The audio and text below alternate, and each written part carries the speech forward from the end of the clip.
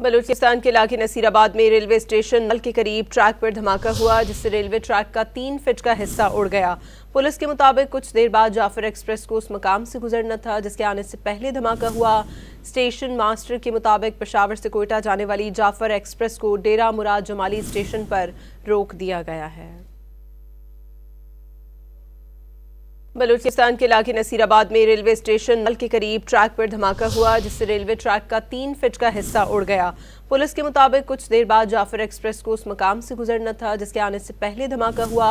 Station master के मुताबिक पेशावर से कोयटा जाने वाली जाफर एक्सप्रेस को डेरा मुराद जमाली स्टेशन पर रोक दिया गया है। बलूचिस्तान के इलाके नसीराबाद में रेलवे स्टेशन नल के करीब ट्रैक पर धमाका हुआ, जिससे रेलवे ट्रैक का 3 फीट का हिस्सा उड़ गया।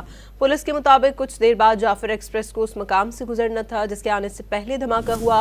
स्टेशन मास्टर के मुताबिक पेशावर से कोयटा जाने वाली जाफर एक्सप्रेस को डेरा मुराद जमाली स्टेशन पर रोक दिया गया है।